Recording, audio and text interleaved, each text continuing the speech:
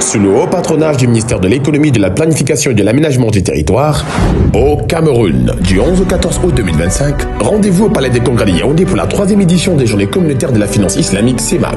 Avec la participation effective du Dr Cheikh Aliou Bachir Omar. Originaire du Nigeria et docteur formé à Médine, il a conseillé la Banque centrale et cofondé les premières banques islamiques du pays. Maître de la charia, stratège de la finance, il incarne l'excellence islamique au cœur du monde contemporain. Pour ce qui est du thème du jour, promotion et développement de la finance islamique dans la CEMAC, engagement de la communauté musulmane du Cameroun, des hauts cadres d'administration publique, des banques, des microfinances, des entrepreneurs, des universitaires, des responsables des communautés religieuses, des associations musulmanes, des experts nationaux et internationaux se rassemblent pour promouvoir ensemble une finance au service des valeurs et de l'éthique. Au programme, Forum international, une formation spécialisée en finance islamique, des panels interactifs, un atelier sur les attentes de la communauté musulmane et de nombreuses opportunités de réseautage et de collaboration. Ne manquez surtout pas ce grand rendez-vous. Inscrivez-vous dès maintenant sur ce site. Afriland First Bank, notre partenaire majeur.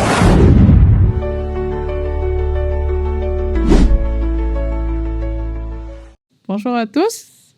Alors, je m'appelle Fatimé Astakaragama. J'ai un parcours, j'ai envie de dire assez atypique quand même. Alors, je suis originaire de Garoua, Cameroun, où j'ai fait tout mon cursus. J'ai eu un bac A4 espagnol. Puis, j'ai commencé un petit cursus en marketing, commerce et vente à l'université de Douala pour 3 mois. Ensuite, Walillah Elhamd, j'ai pu faire un cursus supérieur aux États-Unis. Donc, alors, en janvier 2009, je commence mon cursus en Business Administration, c'est-à-dire la gestion administrative d'entreprise, avec pour spécialité le marketing. Donc, 4 ans plus tard, je fais une pause. Je fais un stage ici au Cameroun dans une agence de voyage, de billetterie, de billets d'avion, etc. Je gagne un peu d'expérience et je me réinscris en cycle MBA, Masters, toujours aux États-Unis. Et là, je termine mon cursus en 2 ans et demi. Puis, je prolonge mon expérience en travaillant pour une entreprise de la place. Enfin, j'ai fait plusieurs petits métiers. Plusieurs petits métiers, puisque dans le contexte américain, vraiment, on s'attend à ce qu'un étudiant sache faire un peu de tout, d'accord? Donc, vous êtes soit assistante du professeur, vous pouvez également être marchande de fleurs, vous pouvez travailler dans un supermarché, etc. Ça vous permet vraiment de vous frotter à la réalité de la société et aussi à développer un mental de battant. Et ça, c'est vraiment quelque chose qui a forgé mon identité avant de trouver maintenant un travail dans le domaine des ressources humaines que j'ai exercé comme dans une boîte qui était fournisseuse à American Airlines. Pendant 1 an, j'ai travaillé avec les ressources humaines, j'ai travaillé avec le personnel sur l'image de marque de leur entreprise. Alors, je reviens en 2018, mars 2018, je reviens au Cameroun. Je trouve un boulot dans une agence de billetterie encore, ici à Douala. Et je développe en fait le côté vente que je n'avais pas. C'est quelque chose que, voilà, c'était vraiment pas mon truc, on va dire. Mais j'ai développé le côté conseil, en fait. C'est-à-dire quand quelqu'un vient, il veut acheter un billet d'avion ou alors il veut acheter un package pour les vacances, c'est à vous, le conseiller, le travel counselor, de lui conseiller en fait sur le meilleur package qui va avec son objectif. Est-ce qu'il voyage pour les affaires? Est-ce que c'est pour les vacances, etc., etc. Donc, à partir de là, vous voyez dans mon parcours que je développe les astuces telles que, on va dire, déjà les connaissances théoriques sur le marketing, la gestion d'entreprise, etc. Ensuite, les RH. Ensuite, je développe également le côté conseil, le côté consulting et le côté vente, etc., sur mesure par client. Donc, alhamdoulilah, 1 an plus tard, j'entre dans une boîte, une très grande boîte de la place qui fait dans du B2B. d'accord, qui travaille avec des grandes entreprises de la place et qui fait plus spécifiquement dans l'emballage industriel. Et là, je découvre une toute autre façon de faire. Je commence comme commercial, grand compte. Je gère de très grands comptes avec des DG, des chefs d'entreprise qui ont pour ambition d'augmenter leur part de marché, de s'étendre, de mettre sur pied un nouveau produit, etc. Donc, j'apprends, par exemple, au Cameroun, comment est-ce qu'on fabrique un emballage par type d'emballage, par type de produit, quelles sont les contraintes. J'apprends les notions comme le supply chain, j'apprends les notions comme le commercial au B2B. J'apprends également des termes spécifiques à l'industrie de l'imprimerie. Et plus important, j'apprends la norme ISO 9001, version 2015. Donc, après 4 ans et 1 milliard de chiffre d'affaires, en francs CFA, il faut le dire, dans le domaine commercial du B2B, je suis mutée comme assistante attachée de direction, où ma fonction primaire est non seulement d'assister le directeur général dans l'exécution de ses missions, mais aussi de l'aider avec le suivi et le reporting surtout. C'est-à-dire rendre compte au reste de l'entreprise à la vision que l'entreprise a. C'est-à-dire à quel niveau sommes-nous, quelle est notre vision, quelle est notre mission, quelles sont nos valeurs, comment rallier le personnel, parce que l'entreprise, elle avait à peu près 300 employés. Vous vous imaginez bien qu'on ne peut pas motiver 300 personnes juste avec du salaire. Il faut également qu'ils sachent pourquoi ils sont là, comment est-ce qu'ils peuvent participer à quelque chose de plus grand qu'eux-mêmes. Et il y avait également, comme j'ai dit, l'aspect reporting, c'est-à-dire chaque mois, il m'était donné la responsabilité de présenter les chiffres de la performance de la direction générale, les enjeux, le contexte dans lequel l'entreprise évoluait, les challenges auxquels on était confrontés et vraiment parler avec un français facile, j'ai envie de dire. Donc, c'est quelque chose qui m'a beaucoup marqué, qui m'a forgé surtout, parce que c'est quelque chose qui m'a donné la confiance en moi nécessaire après avoir clôturé ce chapitre avec cette entreprise-là, de me lancer à mon propre compte. Donc, c'est là où je suis de prime abord motivée à me lancer dans l'entrepreneuriat parce que ma passion depuis toujours, c'est le marketing. Je n'ai pas eu l'opportunité de m'asseoir et faire les pubs, de m'asseoir et faire autant de choses. C'est des choses que je faisais vraiment for fun, comme on dit au quartier, pour m'amuser, juste pour rire. L'infographie, c'est des choses qui me passionnent depuis toute petite, mais je n'ai pas eu le temps de le faire de manière professionnelle. Alors, cette opportunité pour moi était de me réinventer, de me repositionner donc en tant que consultante en image de marque.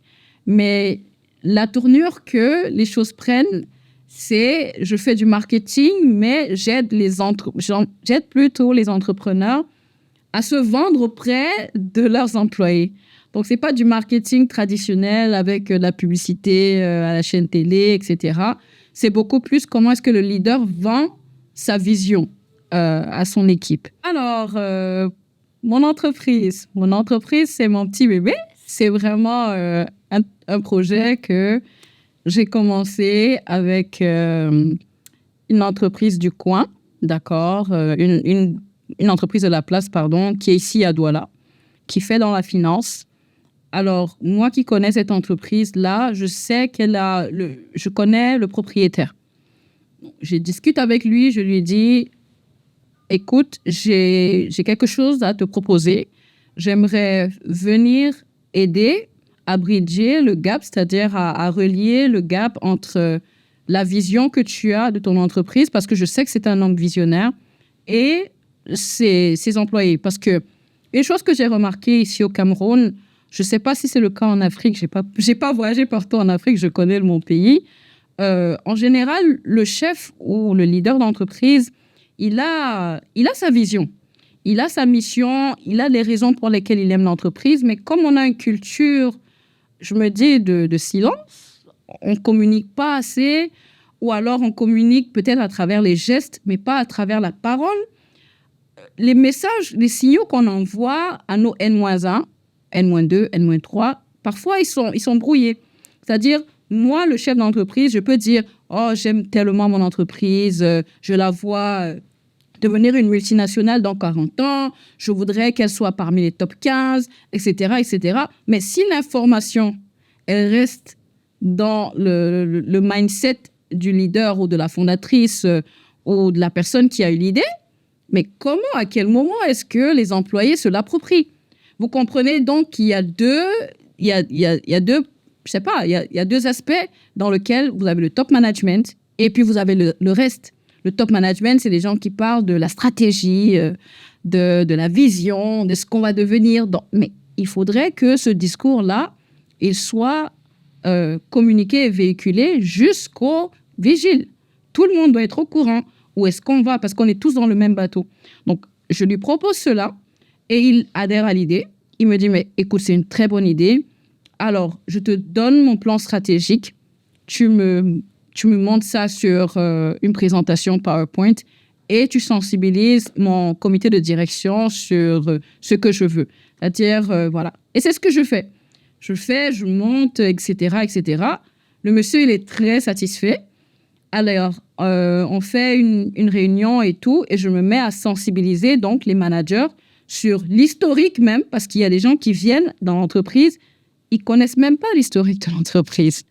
Ils savent pas quels sont les codes, quelle est la culture. C'est-à-dire, on n'a pas suffisamment cette idée de culture d'entreprise. Parce qu'en réalité, quand vous entrez dans une entreprise, c'est un peu comme si vous entrez dans la maison de quelqu'un. Donc, dans la maison de quelqu'un, on ne fait pas n'importe quoi. Il y a des attentes. Et ces attentes-là, elles doivent être communiquées. Donc, moi, mon travail, mon rôle est de simplifier tout ça, vraiment démystifier tout ça. Ce que j'ai fait en préalable, avant même de former les cadres, j'ai monté un manuel de l'employé pour ce monsieur et son entreprise.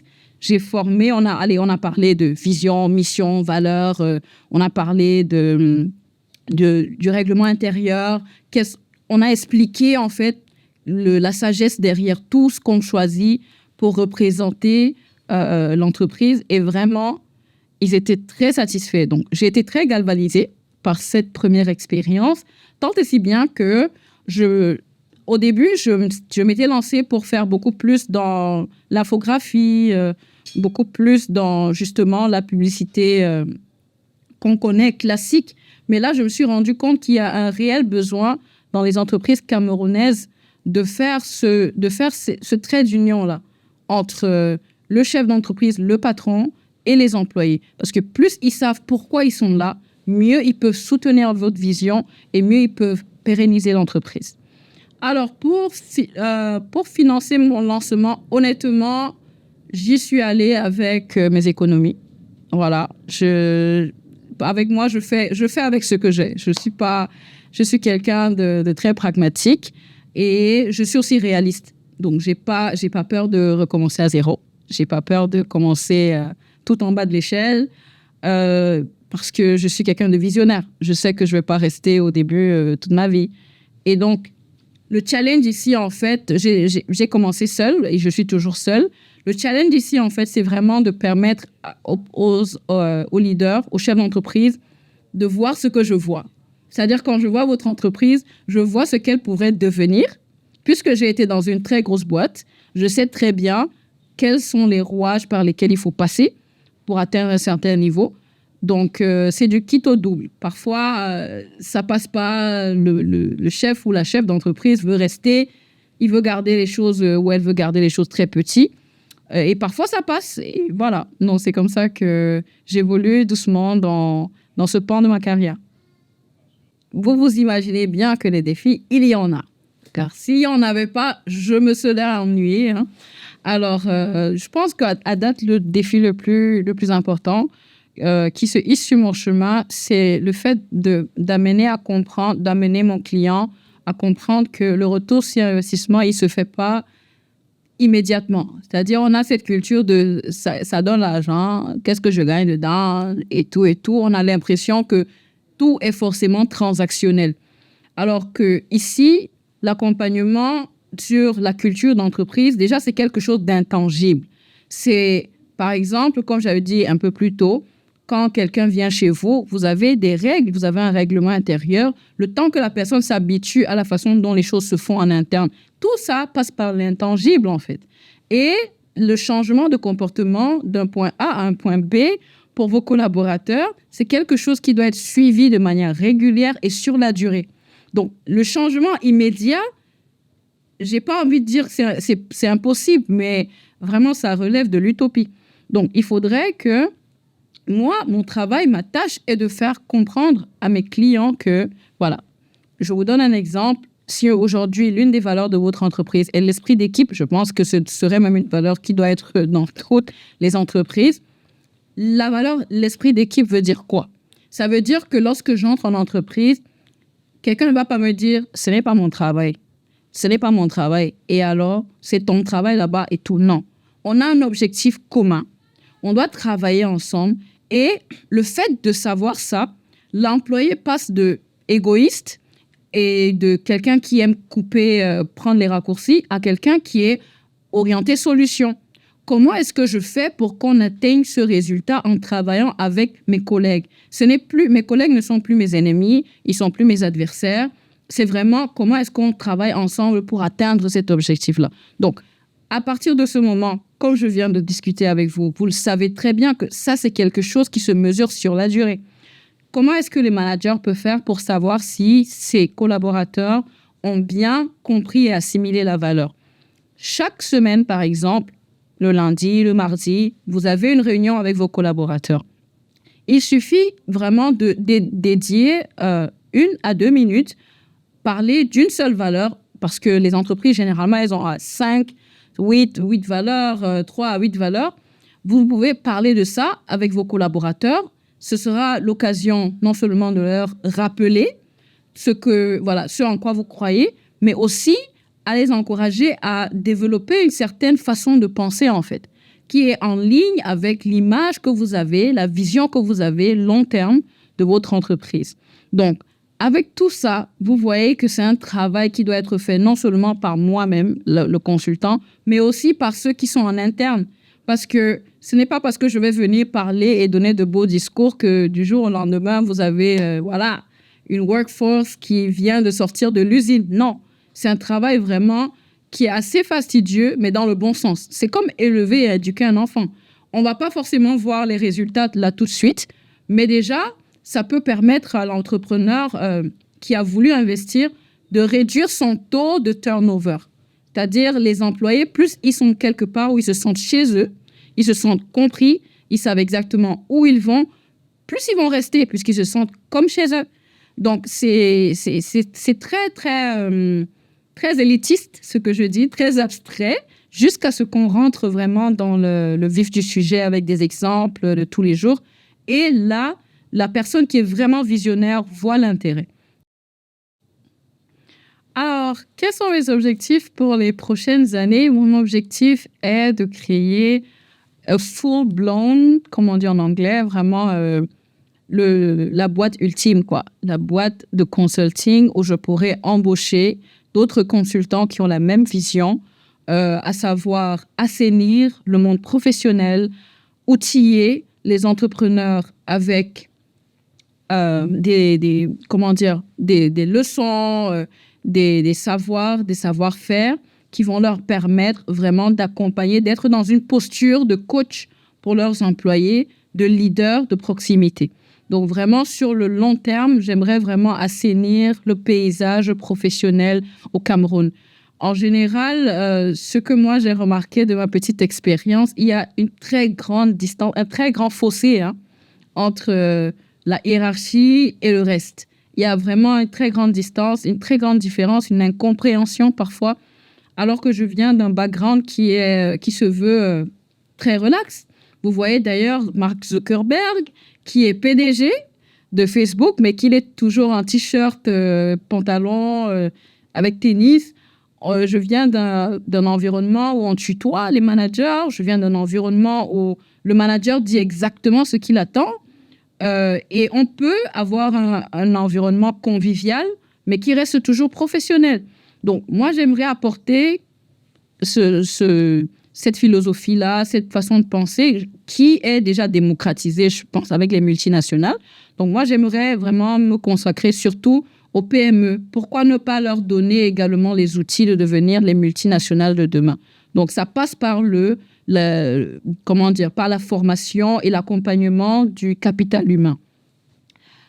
Concernant ma vision de l'entrepreneuriat au féminin, je me vois, une fois ayant embauché des collaborateurs et tout, vraiment avoir une entreprise qui est orientée famille.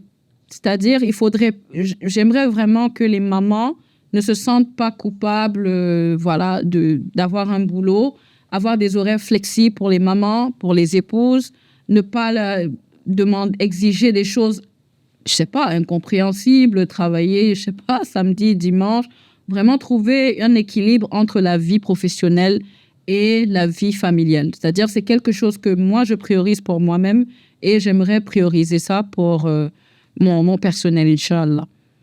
Alors, concernant l'impact, il a un impact social.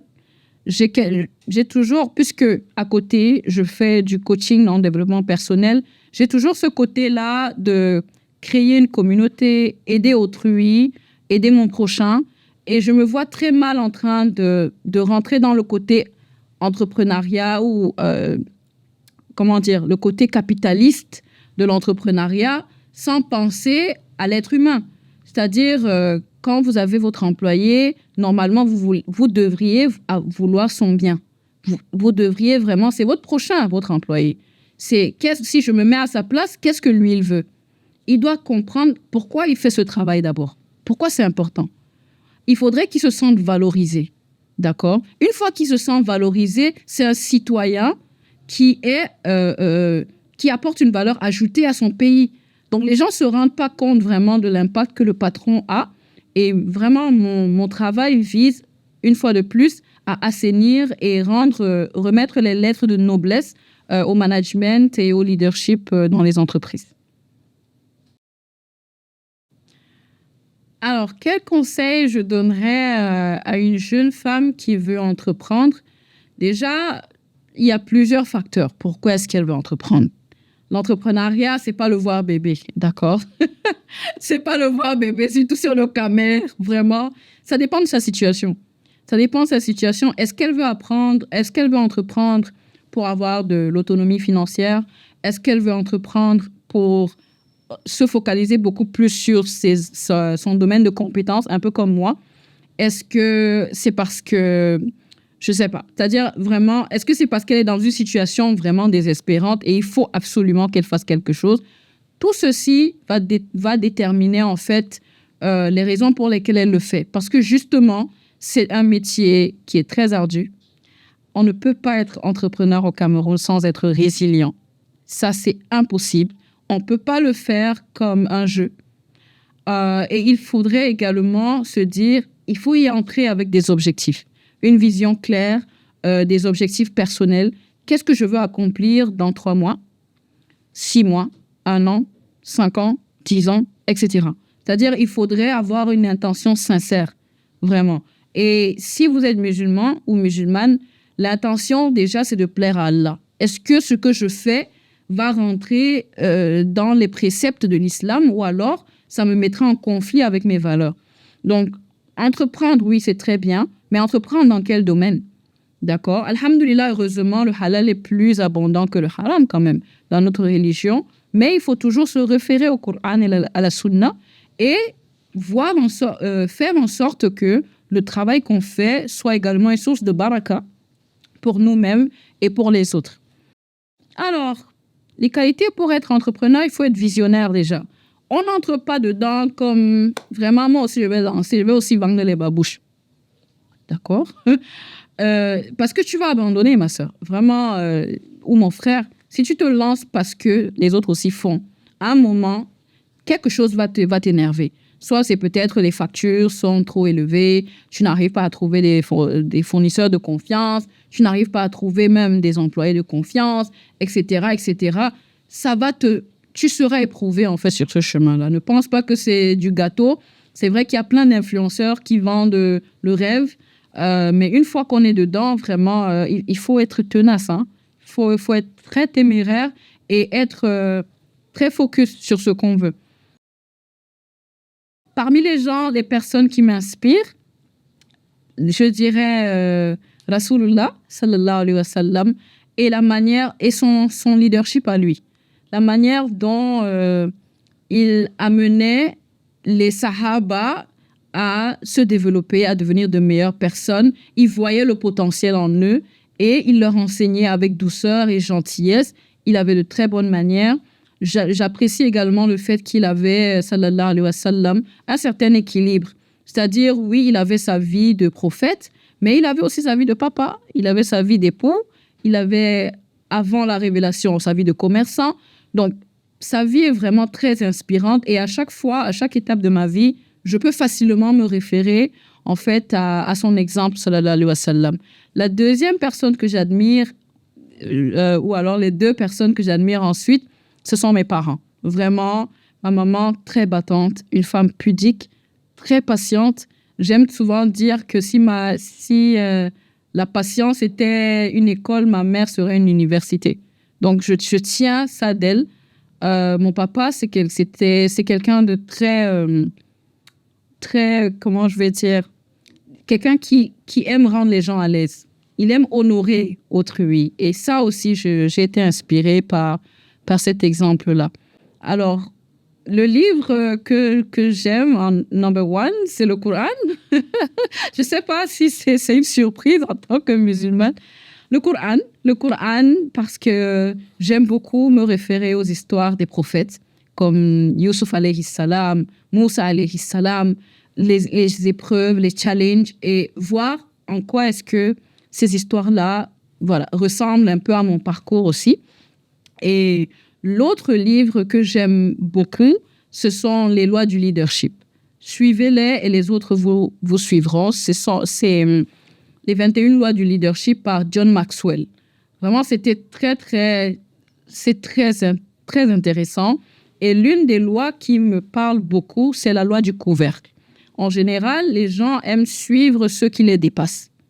C'est-à-dire, quand vous êtes un leader ou un manager de niveau 10, vous ne pouvez encadrer que les gens qui sont en dessous de vous, donc à niveau 9, 8, 7.